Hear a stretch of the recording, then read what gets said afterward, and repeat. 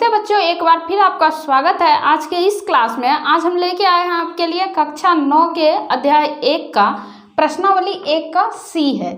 प्रश्न संख्या हमारा 10 है। 9 तक के प्रश्नों को हमने अपने पिछले कक्षा में किया है। आज हमारा प्रश्न 10 है।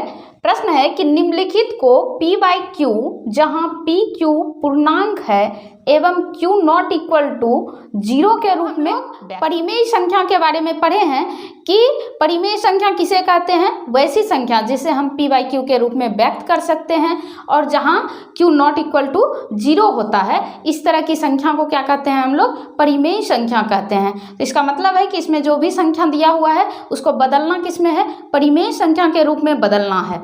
और नंबर 1 में दिया है 3.05 और 5 के ऊपर पे एक बिंदा है, इसको या तो रैकरिंग कहते हैं या रैखिक कहते हैं।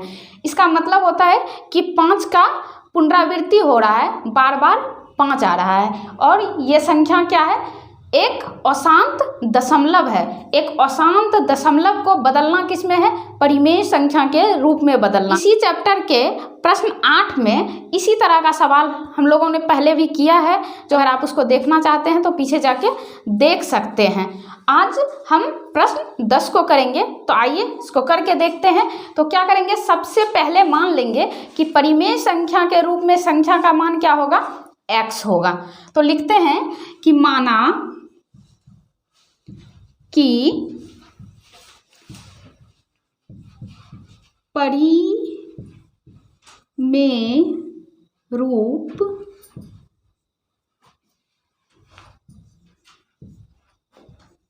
में संख्या बराबर क्या होगा, x होगा। अब देखिए हम क्या लिखे हैं कि माना कि परिमेय रूप में संख्या क्या होगा, x होगा। तो अशांत दशमलव के रूप में संख्या का मान क्या दिया हुआ है, 3.05। तो हम लिख सकते हैं कि x बराबर 3.05 और 5 पे रैकरिंग है। इसका मतलब क्या है, 5 का पुनरावृत्ति हो रहा है, तो हम इस तरह से लिख सकते हैं और भी लिख सकते हैं इस तरह का 5 5 5 5 लिख सकते हैं। लेकिन हम इतना ही लेते हैं जितना में कि हमको हल करना आसान हो जाए। तो देखिए यहाँ लिखे हैं x बराबर 3.0555। इसको लिख सकते हैं, कैसे लिख सकते हैं, क्योंकि हम लोगों ने क्या लिखा है कि परिमेय संख्या के रूप में मान क्या हो जाएगा, x हो जाएगा और दशमलव रूप में मान क्या है, ये है। अशांत दशमलव रूप में मान है 3.05 मान है, उसी को हम लोग परिमेय संख्या में क्या माने थे, x माने थे। इसी को x माने थे तो हम यहाँ लिख सकते हैं ना कि x बराबर इतना लिख ही सकते हैं। अब देखिए इसको क्या मान लेते हैं, इसको मान लेते हैं कि ये समीकरण 1 हो गया। अब समीकरण 1 ये हो गया, तो इसके साथ तुलना करने के लिए क्या चाहिए, हमको एक दूसरा समीकरण चाहिए। देखिए अब क्या करेंगे, इसमें या तो 10 से गुना करना पड़ेगा या 100 से गुना करेंगे या 1000 से गुना करेंगे। दूसरा समीकरण लेंगे तभी उसके साथ हम तुलना करके x का मान निकाल सकते हैं। तो 10 से या 100 से या 1000 से गुना क्यों करते हैं, इसलिए करते हैं कि उस तरह का गुना करने से 0 वाले अंकों के साथ अगर किसी चीज़ में गुना करते हैं तो करना आसान हो जाता है। इसलिए हम लोग 10 से या 100 से या 1000 से गुना करते हैं। आइए समीकरण 1 तो हम ले ही चुके हैं, अब लेते हैं समीकरण 2। समीकरण 2 कैसे लेंगे, तो समीकरण 1 में 10 से या 100 से या 1000 से किसी से भी गुना कर सकते हैं।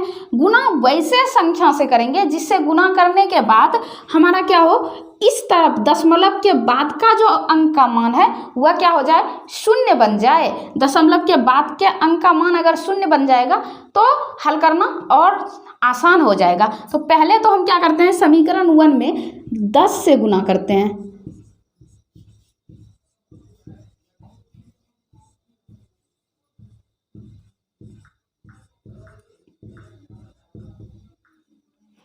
अब देखिए समीकरण 1 क्या है हमारा, x बराबर 3.0555।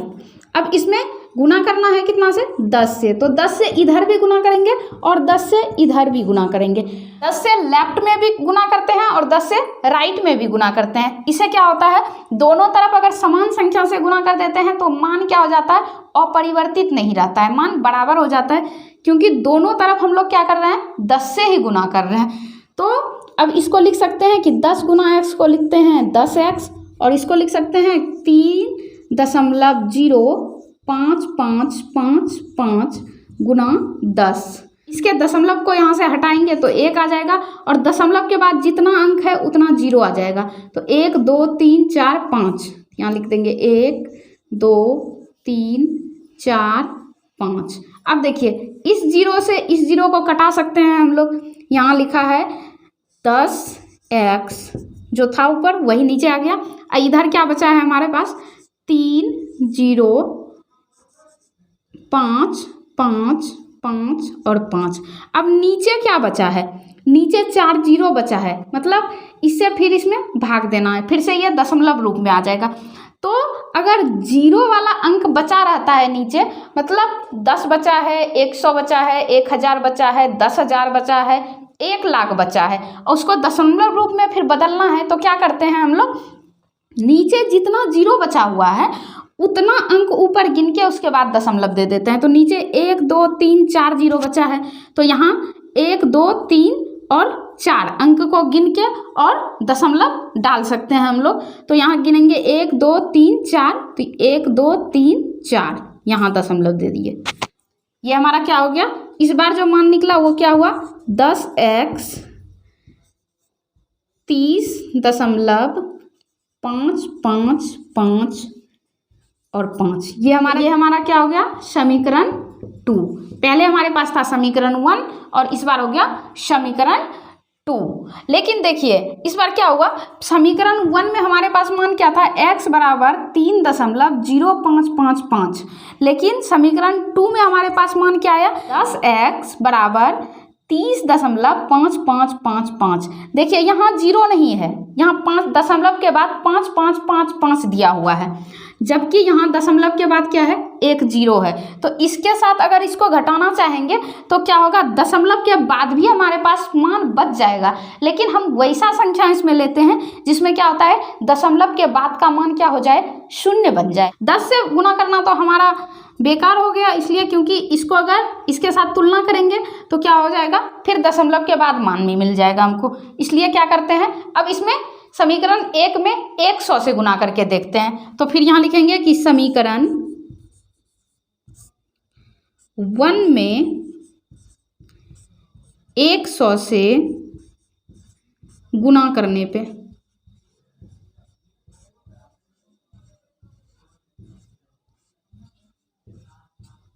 100 से जब गुना करेंगे तो क्या हो जाएगा, समीकरण 1 क्या है हमारा, x बराबर 3.0555।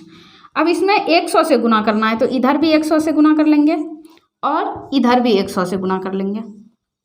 तो ये हो जाएगा 100x बराबर, ये क्या हो जाएगा, 3.0555 गुना 100 और बटे इसका दशमलव यहाँ से हटाएंगे तो 1 2 3 4 5, 1 2 3 4 5 आ गया। अब इसको ऐसे लिख सकते हैं, नीचे जगह नहीं है तो शायद दिखेगा नहीं, इसलिए इसको यहाँ लेते हैं। तो यहाँ लिख सकते हैं 100x बराबर 3.0555 और 5।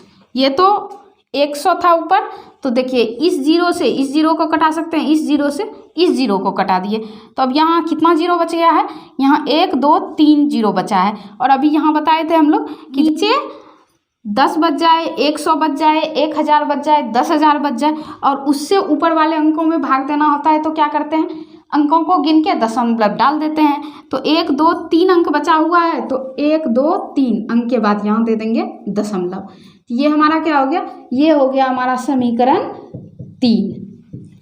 समीकरण 1, समीकरण 2 और समीकरण 3। अब देखिए है कि समीकरण 1 क्या है, 2 क्या है, 3 क्या है, और समीकरण 1, 2, 3 ही क्यों कहते हैं। देखिए समीकरण 1, 2, 3 मान रखने का मतलब होता है कि ऐसे हम लेते हैं कि इस संख्या को लेंगे, इस संख्या को लेते हैं, इस संख्या को लेंगे, तो इस तरह से संख्या को कब किसको लिए ये समझना थोड़ा सा मुश्किल हो जाता है।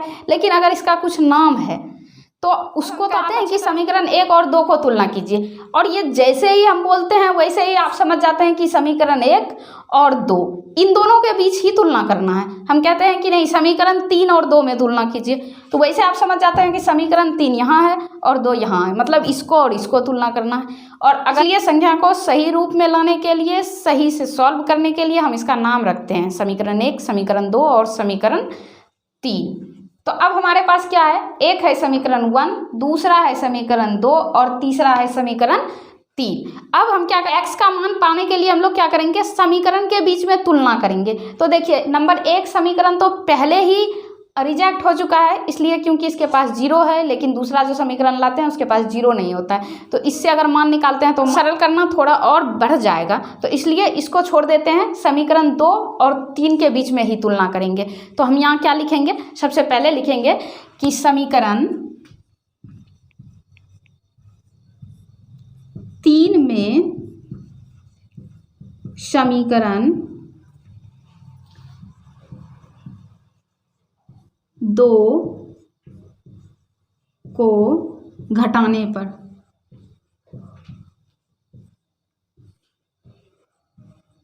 समीकरण 3 में 2 को घटाने पर, तो समीकरण 3 हमारा क्या है, ये है, यहाँ लिखेंगे 100x बराबर 305.555 और समीकरण 2 क्या है हमारा 10x बराबर 30.555।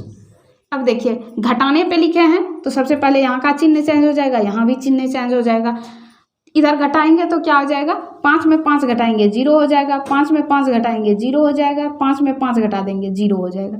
यहाँ क्या हो गया, दशमलव हो गया। क्या है 305 है और यहाँ 30 है, 305 में 30 को घटाना है, तो 5 में 0 को घटाएंगे तो 5 ही हो जाएगा, और यहाँ 30 में 3 को घटाएंगे तो 27 हो जाएगा, 275 हो गया। और बराबर में फिर इधर आएंगे तो क्या है, इधर 100 है और यहाँ 10 है, तो 100 में 10 को घटा देंगे तो 90x हो जाएगा। अब हमारे पास क्या मान बचा है, ये दशमलव के बाद 0 है, तो दशमलव के बाद अगर कोई अंक हमारे पास नहीं हो, सिर्फ 000 हो, तो हम उसका मान को नहीं लेते हैं। तो हमारे पास बचा क्या है, 9x बराबर 275 लिख सकते हैं, या x बराबर लिख सकते हैं 275/90। देखिए x बराबर हमारा क्या हो गया, 275/90 है, तो इसको कटाएंगे तो ऊपर वाला तो 2 से नहीं कटेगा, नीचे वाला 2 से कट जाएगा, नीचे वाला 3 से भी कट जाएगा, लेकिन ऊपर वाला 3 से नहीं कटेगा, तो कटाते हैं दोनों को 5 से। इसको 5 से कटाएंगे तो क्या हो जाएगा, 5 25 का 5, फिर 2 बच गया, फिर 5 25 का 5 55 हो गया, और इसको 5 से कटाएंगे तो ये 18 हो जाएगा। तो x बराबर क्या लिखेंगे, 55/18। अब देखिए x किसको माने थे हम लोग, x का मान क्या निकला 55/18, और x माने किसको थे हम लोग, x माने थे किसको 3.055 को हम लोग क्या माने थे, x माने थे, और x का मान क्या निकल गया 55/18। तो क्या हम लिख सकते हैं कि 3.0555 बराबर 55/18। और ये हम क्यों लिख सकते हैं, इसलिए लिख सकते हैं कि अशांत दशमलव को ही तो हम लोग x माने थे, और x का मान क्या हुआ, परिमेय संख्या के रूप में 55/18 हुआ, तो इसलिए 3.0555 को हम ला सकते हैं 55/18, और ये अशांत दशमलव में मान है, जबकि ये क्या हुआ गया, ये परिमेय संख्या के रूप में मान है। इस तरह से नंबर 1 हमारा कंप्लीट हो गया। 10 नंबर सवाल का ये हमारा फर्स्ट क्लास है। इस तरह से हम सेकेंड, थर्ड और 4, 4 क्लास इसका लेंगे कि एक ही साथ बनाएंगे तो क्लास बहुत बड़ा हो जाएगा, इसलिए बारी बारी से हम चारों को सॉल्व करेंगे। और मुझे उम्मीद है कि आप इसको अच्छे तरह से समझे होंगे, क्योंकि मैंने इसे बहुत ही बारीकी से समझाने का कोशिश किया है। और इसी तरह के और भी मैथ्स को पढ़ने के लिए आप हमारे साथ जुड़े रहिए। इसी के साथ लेते हैं विदा, मिलते हैं अगले क्लास में, तब तक के लिए गुड बाय।